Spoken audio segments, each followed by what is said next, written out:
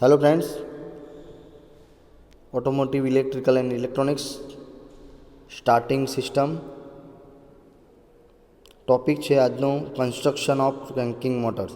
Cranking मोटरનું construction કઈ રીતે થાય, કેટલા પ્રકારની ક્રેન્કિંગ મોટર આવે છે, એનું વર્ક કઈ રીતનું છે, એનું કન્સ્ટ્રક્ટ થઈ છે, એની અંદર કોમ્પોનન્ટ્સ કેવી કેવી રીતે એટેચ થયા છે એ જોવાનું છે। તો જોઈએ આપણે અહીંયા મુખ્યત્વે ત્રણ પ્રકારની ડીસી ઇલેક્ટ્રિકલ મોટર્સ હોય છે। એનું નામ જે છે shunt wound, series wound and compound અથવા સિરીઝ શન્ટ વાઉન્ડ ટાઈપ। ત્રણ સિરીઝ શન્ટ અને આ બંનેનું મિક્સિંગ એટલે કે કમ્પાઉન્ડ અથવા તો સિરીઝ શન્ટ વાઉન્ડ પણ આપણે કહી શકીએ। ફિગરની અંદર બતાવ્યું છે તેને ત્રણ। સિરીઝ વાઉન્ડ જે છે એ હેવી ટોર્ક ઉત્પન્ન કરવા માટે હોય છે અને એના જ લીધે એનો ઉપયોગ કઈ રીતે સુટેબલ છે તો એન્જિન સ્ટાર્ટિંગ પર્પઝ, એન્જિનને સ્ટાર્ટિંગ કરવા માટેના હેતુસર એનો ઉપયોગ થાય છે। આ પ્રકારની મોટરની અંદર શું હોય તો field wind around the pole પીસીસની આજુબાજુ જે ફિલ્ડ વાઇન્ડિંગ છે એ આર્મેચર સાથે સિરીઝની અંદર બંને એટલે એક જ લાઇનની અંદર આપણે કહી શકીએ, એક જ લાઇનની અંદર અહીંયા એક અહીંયા બીજો એ રીતના સિરીઝની અંદર કનેક્ટેડ હોય છે। તેથી જ hence the same current is carried by the winding અને આર્મેચર અને વાઇન્ડિંગ બંનેની અંદર સેમ કરંટ પસાર થશે, બરાબર। અહીંયા આપણે જોઈએ તો મોટર ટોર્ક એ જે છે directly proportional to the current અને ફ્લક્સ, કરંટ એન્ડ ફ્લક્સના ડાયરેક્ટલી પ્રોપોર્શનલ, કરંટ એન્ડ ફ્લક્સના પ્રોડક્ટને આ બંનેની ધારો કે 5 એમ્પિયર કરંટ છે અને ફ્લક્સની વેલ્યુ આપણને આપેલી છે તો આ બંનેની પ્રોડક્ટ કરશું એટલો ટોર્ક પ્રોડ્યુસ થશે। એટલે આપણને ખ્યાલ આવ્યો કે આ બે ફેક્ટર જો મેક્સિમમ હશે સિરીઝ મોટરમાં એના લીધે ટોર્ક શું થશે, મેક્સિમમ થવાનું। એક બીજો પોઈન્ટ આપણે ખાસ યાદ રાખવાનો તો speed of motor varies inversely as the field strength. મોટરની જે સ્પીડ છે એ ઇન્વર્સલી પ્રોપોર્શનલ છે, ઇન્વર્સલી પ્રોપોર્શનલ ફિલ્ડ સ્ટ્રેન્થ, એટલે કે ફિલ્ડ સ્ટ્રેન્થ વધશે તો મોટરની સ્પીડ ઘટશે અને ફિલ્ડ સ્ટ્રેન્થ ઘટશે તો મોટરની સ્પીડ વધશે, એકબીજાના ઇન્વર્સની છે। બીજું કે સિરીઝ મોટર જે છે એ વેરિયેબલ સ્પીડ મોટર છે કે એની સ્પીડ આપણે ચેન્જ કરી વેરી થઈ શકે। આપણને અહીંયા એક ફિગર બતાવવામાં આવ્યું છે જે કેરેક્ટરિસ્ટિક કર્વ્સ બતાવે છે of the cranking motors. Cranking મોટરના કેરેક્ટરિસ્ટિક્સ કર્વ્સ એની અંદર આપણે જોઈએ સ્પીડ બતાવી છે આપણને, કરંટ, હોર્સ પાવર અને વોલ્ટ, આ ચાર એના ઇમ્પોર્ટન્ટ કેરેક્ટરિસ્ટિક કહી શકાય। શા માટે તો સ્પીડ કેટલી સ્પીડે રોટેટ થાય છે એટલી સ્પીડે કેટલું ટોર્ક જનરેટ થાય છે એ આપણે જોવાનું, કરંટ આટલો પસાર થાય છે એટલા કરંટે કેટલો ટોર્ક જનરેટ થાય છે, હોર્સ પાવર આટલા ટોર્કે કેટલો હોર્સ પાવર જનરેટ થાય છે એ બધું આપણે જોવાનું છે।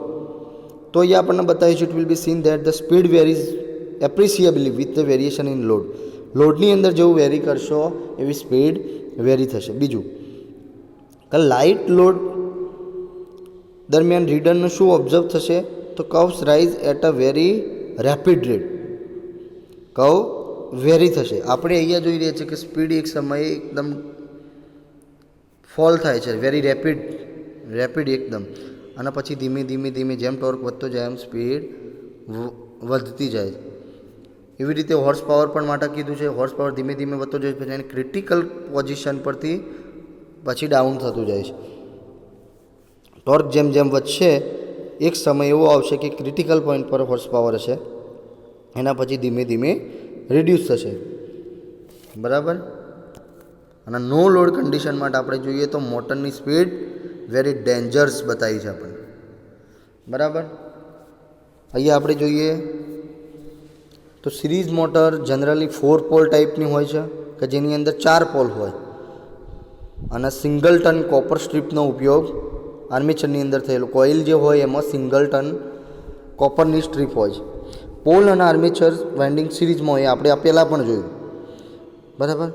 આ મેથડ તમે 6 વોલ્ટની બેટરી હોય અથવા 12 વોલ્ટની બેટરી નહીં મોટર 12 વોલ્ટની હોય અથવા 6 વોલ્ટની હોય, બંનેની અંદર સેમ જ કન્સ્ટ્રક્શન છે। હવે આપણે જોઈએ ફિગર 6.7b, એ જે છે શન્ટ વાઉન્ડ ક્રેન્કિંગ મોટર છે। આ જે છે એ shunt wound cranking motor. It is almost constant speed. આપણે જોઈએ વેરિયેબલ સ્પીડ હતી સિરીઝ, આ કોન્સ્ટન્ટ સ્પીડ છે એટલે એની અંદર વેરિએશન આવશે જે ફૂલ લોડ અને નો લોડમાં નહિવત પ્રમાણમાં છે, એકદમ ઓછા પ્રમાણમાં છે. પણ અહીંયા જોવાનું આપણે તો આર્મેચર અને શન્ટ વાઇન્ડિંગ બંને એકબીજાના પેરેલલમાં હશે, બંને એક લાઇનમાં નહીં હોય. અહીંયા જે જોયું એ બંને એક લાઇનમાં એટલે કે સિરીઝમાં હતા, અહીંયા પેરેલલમાં હશે એટલે એને શન્ટ વાઉન્ડિંગ કીધું. એના પછી જોઈએ 6.7c એ કમ્પાઉન્ડ, આ બંનેનું મિક્સર એને કમ્પાઉન્ડ વાઉન્ડ ક્રેન્કિંગ મોટર કહીશું.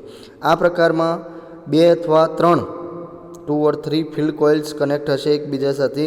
અહીંયા આપણે જોઈ લો સિરીઝ અને શન્ટ આ બંને વસ્તુ આર્મેચર જોડે મિક્સિંગમાં જોડાયેલું હશે, બરાબર. એને કમ્પાઉન્ડ વાઉન્ડ ક્રેન્કિંગ મોટર કહેવામાં આવે છે.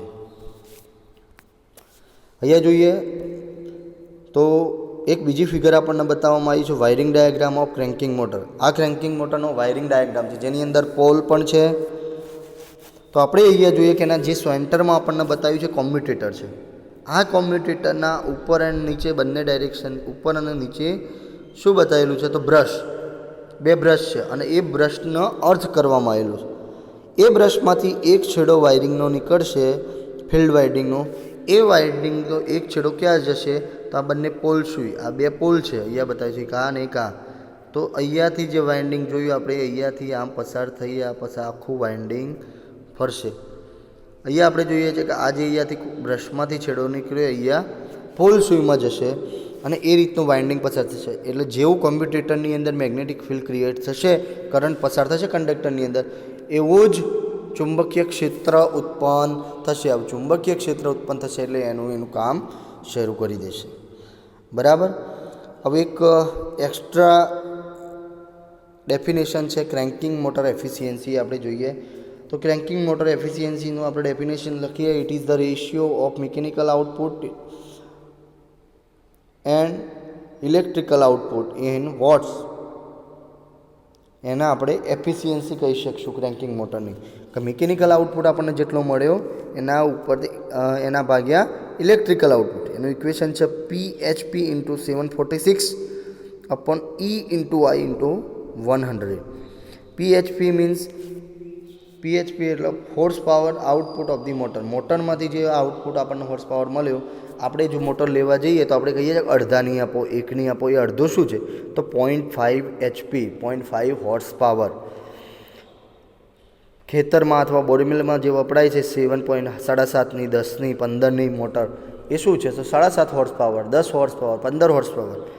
E is the voltage at the motor terminal. Motor terminal electrical આઉટપુટની વાત આવી એટલે E આવ્યો વોલ્ટેજ મોટર ટર્મિનલ, અને I એટલે કરંટ, બરાબર. ઇન એમ્પિયરની અંદર હશે મોટરમાં જે કરંટ હશે, બરાબર મિત્રો. અહીં હવે નેક્સ્ટ ટોપિક આપણે આગળના લેક્ચરની અંદર જોઈશું. Thank you.